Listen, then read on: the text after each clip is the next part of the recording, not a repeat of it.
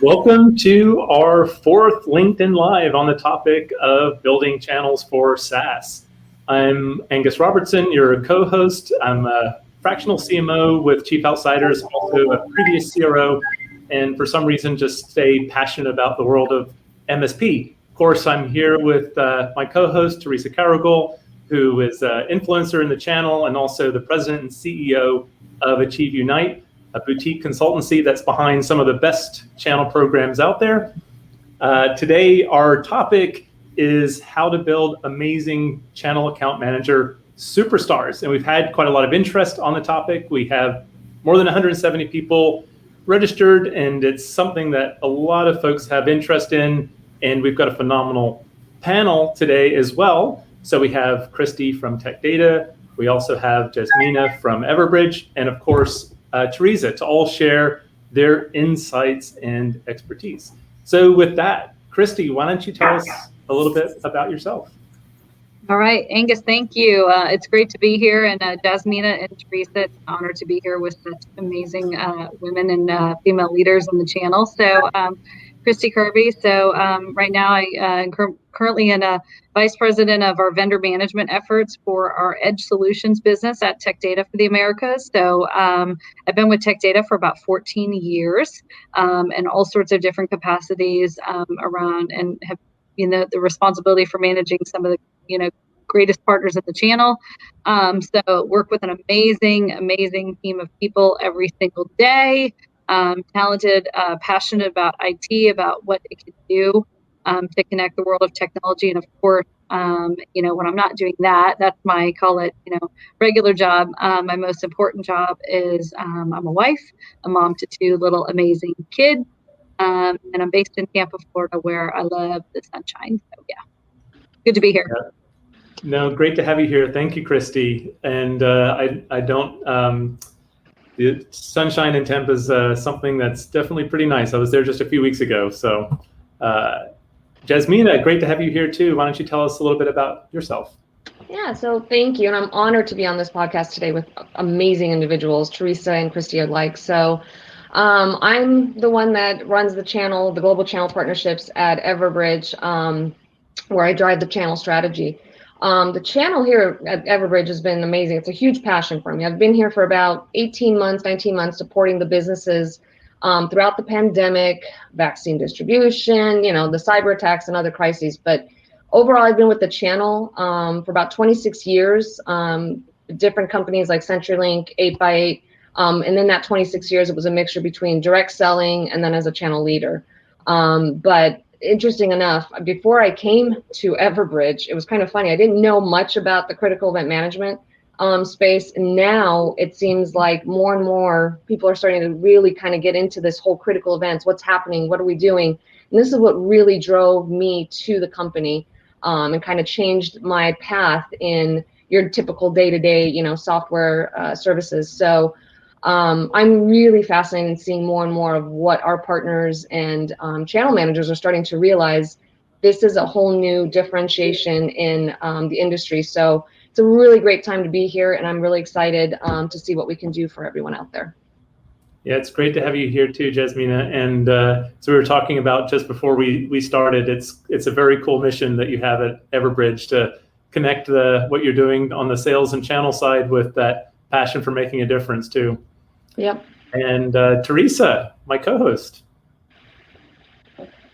I'm so glad to be here with all of you fabulous people. And this is a deeply passionate and personal topic for me. I really care deeply about how we keep, grow, build the best talent in the tech industry in the channel.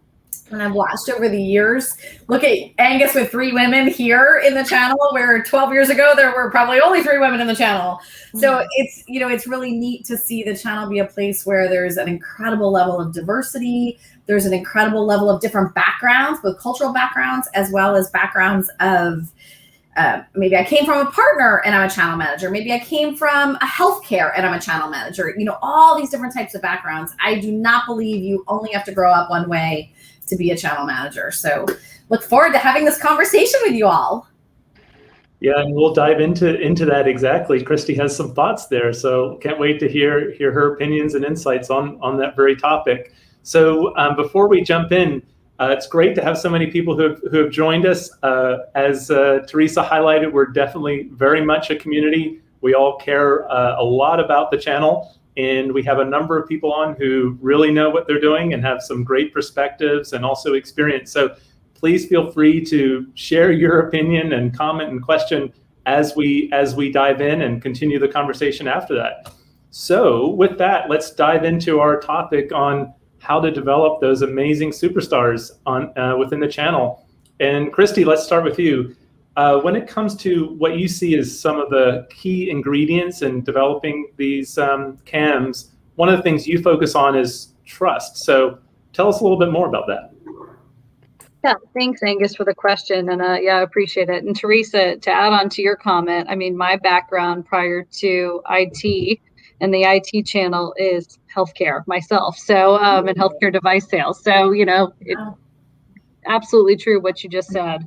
But yes, Angus, around building trust. I mean, I think trust is incredibly important, no matter what type of a team you're leading, whether it's a team of CAMs or channel superstars or a team of, accountants or IT developers. I mean, I think it's ultimately for anybody who either is a leader on this forum right now or, who has a leader, right? That relationship that you have and the trust that you have within who you work for or the company you work for or what you sell is so incredibly important, because anybody that has to go out there and be an account manager has to believe in what they do, why they do it, and who they do it for, first and foremost. I believe that prior to this past year, I think that there's no denying that this past year has proven that 100 times more. And I think that those are the factors as if you look at the future of work and the opportunities available and the way, not just the shift around in opportunity within the IT space, but within the world as a whole, building trust and having that trust in your organization is going to be one of the most key differentiating factors for any organization, to retain and grow talent, right? And so I think you can do it through a few simple ways, but first and foremost, it has to be genuine, right? Trust is not something you can fake, because people choose to trust, not a given. It's not people make a choice to extend trust. And so, that can be done through, clearly, genuinely caring for others. You have to be a leader. You have to be a good and truthful coach. You have to drive accountability. It's important to drive accountability and use your wisdom, but do so in a compassionate way, right? And of course, effectively communicating. So I think, many folks do a great job at this. But, sometimes you can fall into a trap, even if you don't mean to. So it's good to just kind of have a pulse check on ultimately, what your process is and be really, really specific and intentional to build trust. I think that that's also something that's really important. So, I think if you look at something like, COVID or being remote or the future of the workforce is going to be, more remote or disparate around the world. If you think about communication, how you would communicate to build trust in an in-person setting, you have to triple that if you're in a remote setting. Very true. And you have to not just triple the frequency, you have to triple the amount of effort you put into making sure you are listening louder, actively, right? You are showing compassion. You are demonstrating, a proactive communication, whether that's written or verbal or even nonverbal. Right now, if you look at somebody on video all day long, just watching body language, it's easier to do that when you're in a Zoom kind of environment full of little quads of or rectangles of people. But I think also, human nature, I think, likes stability, right? So when there's the world is so rapidly changing, or the business environment is so rapidly changing, being stable, not necessarily, and I'm not saying denying change is happening, because that's a whole other thing, because I also think you got to play offense. We're going to talk about that in a minute. But also being, stable and intentional in the way in which you communicate or how you lean in or anything. And I think also too, sometimes it's good to also have a little surprise factor. So as an example, a couple weeks ago, I was working, and I was leading one of the weekly classes with my own team at Tech Data, and everyone thought they were showing up to a meeting, and they thought they were going to, have a development hour where they were going to talk about, around actually the topic around communication. And instead, we played a game for an hour. I could tell they needed to blow off some steam, I could feel the environment. I could feel the pressure. You know, we happen to be, you know, working with these lovely supply chain shortages that we've all been living and breathing. So we definitely needed to blow the pressure and blow some steam off, but stuff like that. So I think, you know, and I think the thing too is it's not just about team and environment within the company. That kind of a culture and that kind of environment absolutely will bleed out to those customers. And those are going to be the difference makers of where people want to do business.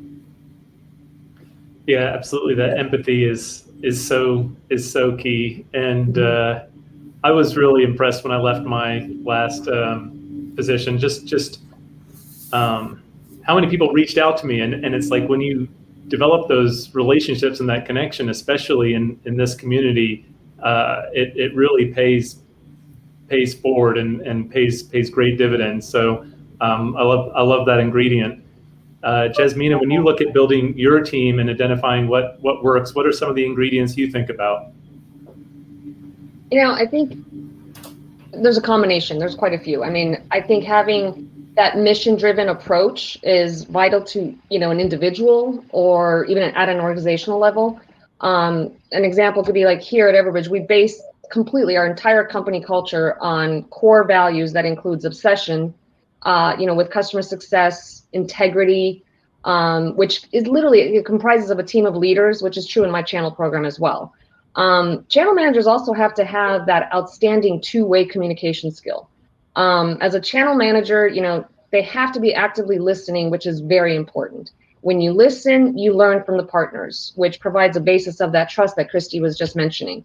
We have to be able to communicate not only with our partners, but with our team members internally, externally, other leaders too. You have to be able to set, you know, some of those expectations and adjust those expectations. So some of those attributes, you know, remain vital to that teamwork, but which brings me to my next ingredient, which is that teamwork. It literally goes hand in hand with that communication. You can't be a good channel manager if you work in a silo. The team has goals and a mission, and you can only be successful if you work through those challenges together. You literally have to learn from your mistakes together and celebrate your success together. Not everyone has the same set of skills, and successful channel managers collaborate and capitalize on each of those strengths as a team so that they can move together as one. But that next key ingredient, you know, is also having that fun-spirited side. One of the things that I love most about the channel is that we all work so hard, but we know how to make it fun. Work shouldn't feel like a job, kind of like Teresa, you and I were just talking about. It has to be fun. Partners are fun people. You have to recognize that you have to build that relationship with the partners. The channel is a relationship business, and partners want to do business with people that they like. I mean, having fun is a part of that job. So all of those kind of combine into one, and making sure it's the teamwork, the fun-spirited, and that communication is critical. That's fantastic. Yeah, that's awesome. Building that relationship, building that trust, having some fun along the way, and how communication is so key to all of that. Teresa, you talk about business acumen. I think when Christy talked about trust, with these partners, partnership is so dependent on that partner value proposition, and you have to be there when you're needed. But how do you express that in a way that you can really partner around the business and see that joint opportunity? Well, you know, what's interesting is what both of you were talking about is sort of the EQ of partnering, right? And there's this EQ, and trust is the most critical ingredient of partnering. And there's, do I trust Christy? Do I trust Jasmina? Do I trust Angus, the nicest man on the channel? And then there is, do I trust that company? Right? And that's the organization trust. And so both of those become really important in this arena. And then the second thing is around the IQ of partnering, right? So what, you know, I fundamentally believe 70% of SaaS applications are not bought by IT buyers, right? They're not even bought by the technology buyers. They're bought by CSOs, CMOs, CROs. So if that's the case, we can't sell on technology features anymore. Like we all, some of us are older, grew up in the world of doing that. So we have to sell on business outcomes. We have to sell on customer value. We have to sell on ROI. And that for many is a shift. And for many CAMs that are, you know, it's a new way of thinking about it. And so business acumen, partnering acumen is really, really important. And so I really view this EQ, IQ as equal. And that's sort of a fundamental thing in our company, is about the EQ and IQ of partnering and how they are like a seesaw that have to be balanced. Great. Yeah. I think there's a lot of challenges in that, and being able to develop those capabilities, but some great ideas and what goes into building a channel account manager superstar. And Jasmina, something that you talked about when we were preparing for this session was some of the challenges when changes happen in businesses, either through M&A or through management changes. And often when new management comes in, it can be out with the old and in with the new. But what are some of your thoughts with regard to regime change and also methodologies and approaches to keep that team whole and productive? Well, I mean, the pandemic was a good example, which served as a massive catalyst that changed the way organizations across the world work across different sectors, industries, and regions. And so how well those teams transition to the future of work remains core to the business resiliency in a post-pandemic world. And funny thing is, in fact, we just finished a spring symposium a couple months ago, which was the Road to Recovery, on a virtual leadership symposium where we had quite a few C-level leaders from different companies address this very topic. So for those that want to take a look at it, it's on our site. But I think some of these things, I mean, it literally comes down to, when you become a leader, you're either creating a new team or acquiring an old one.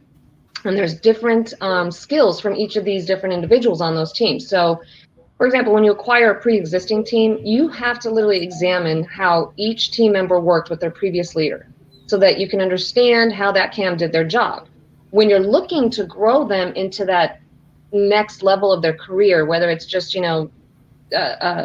enhancing their current channel account manager, leader, or looking into becoming a director or what have you, you need to understand how they worked with that old leader. This is literally going to determine how they fit with you as their new leader and where they fit in with your strategy and goals. And then you also have to understand their goals. How do you know what you can do to support them if you don't understand what their goals are and what their future is with the company or their overall career? It really needs to be, you don't need to be their best friend. But it's important for your team members to know that they can come to you, especially during times like last year with stress at an all-time high. And then you've got the work and home life, that bleed into each other so much. I mean, give you an example. In the past, and even today, I have a candid group text chat with my team. My team knows that they can trust me if they want to talk about something, either with just me, or the team, overall. I consider it a venting session. So let it out, let it go. Don't worry about what someone's going to say. This is their time where they have an open communication. And if I want them to go to that next level, they need to understand what it means to be a leader. And it means, you always want to be on hand to help them understand the politics and nuances of the job. I mean, I've always told my teams, I work for you. It may be that I have a title, but honestly, I work for you. In order for you to succeed, I'm there to help you, whether it's on, sales or personal or being there just to make sure they understand what it takes. I'll be there, and that's what I'm there. In order for any channel manager to succeed, honestly, you have to be able to support them through the good, the bad, and the ugly. When there's a change in leadership, the leaders that come into that new role, they have to be ready to learn about that team and support them in their personal and professional goals. And, being here at Everbridge, we have that strong open culture, which I totally enjoy. And in fact, we were actually ranked the top 50 in the largest company category by comparably showing that we've got the best company culture. So it really kind of shows how we work with others and looking to see and how we're going to grow those individuals to becoming the next leaders. So just a little bit, but there's a lot. Yeah. That's great, Jasmina. Yeah, that focus on culture is awesome. And I love your perspective on, I work for you, right? How can I support your success? Why is that so rare? And it's the easiest and most simple, but I think a lot of people just kind of tune out and don't realize that. Yeah. So true. You have to think of that like an ice cream cone. Have you ever heard that, where the leader is on the very bottom of the cone? Yep, You think about the ice cream cone, right? that's true. The higher you get in the organization, the further down the ice cream cone you get, right? So if you think about it, the closest to the customer, the front line, is all the good stuff, the sprinkles and the ice cream and the whipped cream and all the toppings. Awesome. You know, the middle you get is the actual ice cream, right? Then the further you get down to the cone's job is to hold it all. By the time you get to it, it's covered in paper, soggy, may not even eat it, may throw it away, but like, yeah, the I ice love cream it. cone methodology. Great Yeah. analogy. I Christy. love it. And Yeah. someone shared that with me early in my career, and it's always stuck with me. Love That's a great visualization. Yeah. I love that. I'm taking that one. Teresa, what's your experience in hiring channel account managers? Do they have to come from the channel? What makes a good channel account manager? I don't believe they have to come from the channel. You know, I think, and nowadays, right, we're bringing in a number of partner success centers and inside sales folks. And so, you know, we're bringing in young guns, and they're coming from 1 or 2 years out of other industries. They're coming from, you know, maybe college grad programs. So, you know, I think that's a great way to get young and excited new talent into the industry. What's common about the people that work in the tech channel and in partnering is this whole, I have high EQ, or I have the aptitude to develop high EQ. There is a notion of listening and some of these trust building skills, and look for more from Achieve pretty soon with Notre Dame and Arizona State. Just a little excitement coming about this and the science of this pretty soon. So that piece is really, really important. And then, you know, if they don't come from channel, maybe they come from tech. I love direct sellers who move into channel, especially nowadays. Jasmina, that's right. I love people who come from distribution and go work in. Some of the best people I know came up through the ranks through distribution, you know, because they learned so much from so many different perspectives. I love people who come from other functions, marketing or operations or product. I pulled a guy out of product, and he's at Apple, and he is a diamond. And part of why I pulled him up out of product is because he came and asked me to learn more about the channel. He had a curiosity and a hunger to learn about the front end of the business. So those are the kinds of things that really matter, I think. So no, they don't have to come from channel. You just, if you get here, you got to become the best you can be, right? And you have to really invest in developing these skills. That curiosity initiative is so powerful in you know, any kind of a amazing candidate, right? That's cool. Christy, I know, like, going back to communication, something that you think about a lot, and it's something I'm passionate about and trying to figure out more and more about over time, is how do you tell a story and kind of the power of a story? How do you think about storytelling, and how do you get your team to think about that and be able to tell great stories as part of their engagement and communication and sales process? Absolutely. So thank you for asking. I mean, it is something I'm very passionate about. So great storytellers absolutely get results. So you will find, and I think a lot of folks can say this, like, you know, ultimately, why did you do that? Why did you buy that thing you didn't need? Why did you invest in that? It was the story. It wasn't necessarily always the product or the company. It was the story you heard behind it, right? I think so often, right, you know, storytelling, you know, it's a clear vision, right? It's easy to understand, but most important is it's relatable, you know? And I think storytelling engages, you know, people ultimately, right? And ties facts to emotion. I think so often, and Teresa is aware because she's known me a while, she knows I'm pretty passionate about emotion being described as maybe not a favorable thing, especially as a female leader. Emotion is a really favorable thing, actually. And emotion combined with facts is incredibly important, right? Because that's how ultimately you're going to relate to people. So it also, I think, storytelling is important because it evangelizes things easier. It builds longer term credibility with folks. Right? We've all heard a million tips and tricks on how to do this, that, or the other. It's stories behind it that resonate with all. The story that we experienced, or that one time when we used that one thing we experienced, right? So, you know, so in terms of why it's important, million reasons, and I think we can all consumers in our daily lives, storytelling is important and what makes us tick. In terms of how to teach it or how to convey it. So for me personally, I run a leadership development program for all of my leaders within my organization, and storytelling for results is one of the one of the topics that we go over. And so, for that, we first talk about why is storytelling important, right? And so I facilitate it. My leaders work together to come up with why is storytelling important. Then we talk about what are the skills needed.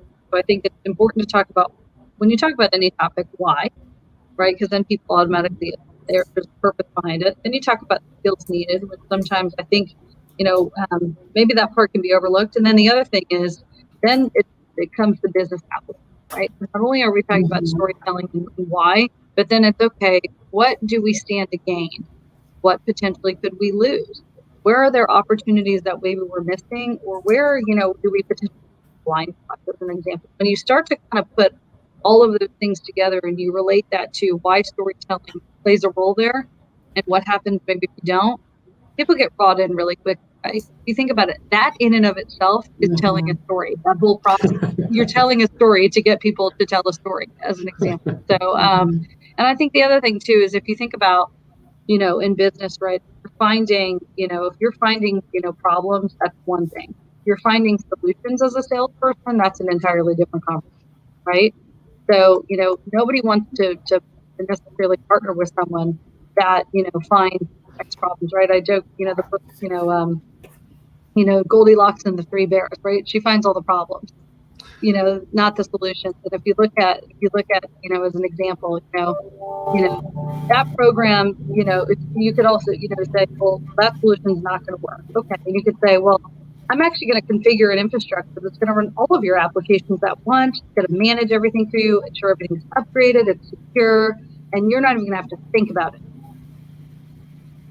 The difference in how you position those two things. Which one are you going to do?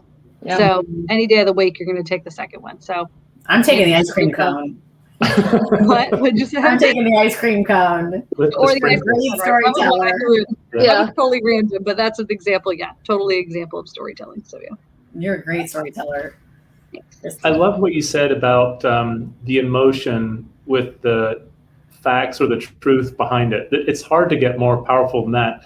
I worked for a company, and the CEO had this big quote on the wall from Maya Angelou, and it went something like, I don't remember what they said, but I remember how they made me feel. Mm-hmm. And if we can do that with the products that we're selling, the stories that we're telling, then you're onto something. Angus, I remember Mike Aquino, one of my mentors, and he was bringing me over to Siena to be a channel chief, and he said, if I capture your heart, your mind will follow. Right. And I was like, oh, I like that. Put that in a quote. To this day, I am so loyal to that man. Yeah. And so there is something, and it goes back to the trust and this whole thing about, being our authentic selves and how we build partnerships. Well, time has passed pretty quickly here. We're already here wrapping up. So we're at the end, and here's where we talk about our key takeaways. So Jasmina, let's talk about your key takeaway. What do you want to leave the audience with when it comes to developing your channel team and what you think really matters? I think there's, to me, 3 key ingredients. The teamwork. You have to have the ability to work as a cohesive team player. You really need to, step out of that silo effect and make sure that even though we each have our own targets and what have you, it's a team approach in the end. Mm-hmm. You've got to work together. If one can't make it, help them out. It's it's a team play from start to finish. Trust. I mean, Christy, you really nailed it on that. That trust, you need to trust each other. If you can't even trust each other, then how are you going to work together as a team, let alone go ahead and work with a partner that requires that trust from day one? And then the third, which is the most important to me, which everybody laughs at, is fun. You got to have fun. You have to have that time for that work-life balance. You don't take everything so seriously. Have fun with your job. with the partners, get to know them on a personal level. And in the end, it won't be a job. It'll be something that you enjoy every day. So those are my three ingredients to, having that channel superstar. And I think one of your observations too is really cool, that some of the folks who were great individual contributors, who never wanted to be leaders or never had the confidence or thought they could be leaders, have turned into some of your best team leads. How did you see that or make that happen? Is that for Christy or myself? I'm sorry. For you, Jasmina. Oh, sorry. I mean, what's funny is, as it's our job as leaders to help groom these people, to take on more responsibility, to take on that spotlight. I mean, I've had individual contributors that were adamant that they didn't want to lead a team, but I knew they had it in them. And so, perfect example, I worked with an individual contributor at CenturyLink back in the day, who was certain that they never wanted to be in leadership. But as she grew, she gained the skills she needed, and more importantly, understanding the bigger picture that she thought she probably never had. Today, she's literally the rock star leader at her new company, one of the most effective leaders that I've known, and proud to be a part of her inner circle. Awesome. It's amazing. It's amazing to watch. And the other thing, right, too, Jasmina, is individual contributors are. I remember this gentleman, Steve. He was came into the company and he said, there are leaders and there are influencers, and the people in the leadership position are not always the influencers. So, you come into companies, you see some of the most incredible individual contributors are some of the biggest influencers of those companies. And exactly. So, it's like leadership's not a position. Yep. Very You're cool. right. Thank you, Jasmina. Christy, what about for you? What's a takeaway you'd like to leave with the audience? I think you said something around playing offense in times of change. Absolutely. Playing offense in times of change is huge. There's never been a better time to play offense, right? So the world is forever changed. There's no denying that the world is forever changed. Therefore, how we do business in the world, how we live in the world, how we interact with the world is forever changed. So, if anybody out there is still feeling like things are going to go back to normal, this is our new normal. And I think that that's really important to, to understand it. So from here on out, right, much like people make a choice every day on whether or not to trust, and therefore you have to work that way. Everyone makes a choice every day on whether they're going to go into the day with a survive mentality or with a thrive mentality.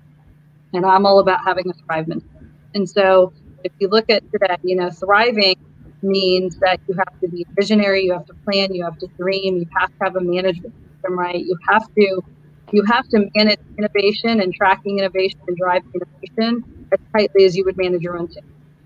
And there's just no doubt about it. So things like, we've tried that before, or that doesn't work, or anything like those statements need to go out. Yellow flags, people want to play. Yeah, people want to play offense. I actually wrote this 10 kind of questionnaire list of guide to playing offense, and it's around really reevaluating how you're spending the time. Is the time driving progress? Is it driving the financial outcomes? I think so often people get so used to doing what they do every single day that the question of why are we doing this and what are we doing it for, does it really tie to anything? It's almost like, and I've learned as a leader sometimes, even when people aren't asking for permission, this is your permission, right? To think about things differently. Chrissy, can we share that with the group, your 10 list? Okay. Yeah, absolutely. That would be a great follow-up. Thank you.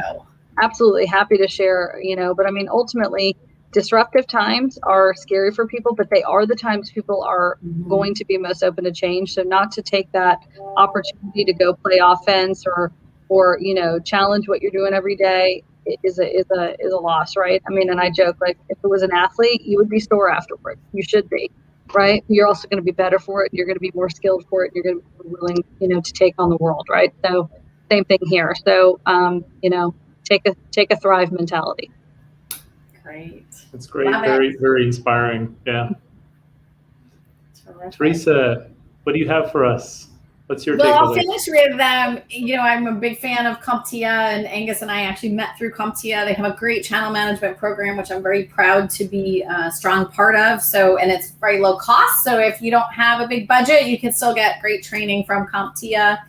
And just, I encourage you to invest in yourself and invest in developing your skills, get your own personal development plan, really lead from your strengths. Like, we don't all have to have the same strengths. We need to lead from our own strengths, and we'll be our best selves, and we'll be our best channel managers.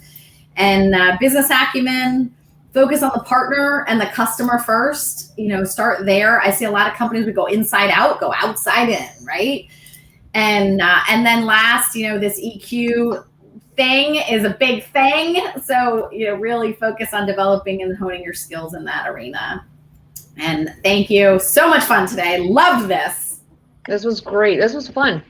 Excellent. It was a lot Thank of fun. you, guys. Yeah. Thank you, Christy, Jasmina, Teresa. It was an honor to be facilitator for such a distinguished panel. And thank you, everybody, for joining us for our latest LinkedIn Live. And Teresa, we're going to be doing this again. So look out for our next LinkedIn Live. And we look forward to seeing you there. Thank you, everybody. We're starting a new series. Get ready. Woo! Awesome. All right. Bye. Take care. Thanks all. Thank you. Bye. Ah.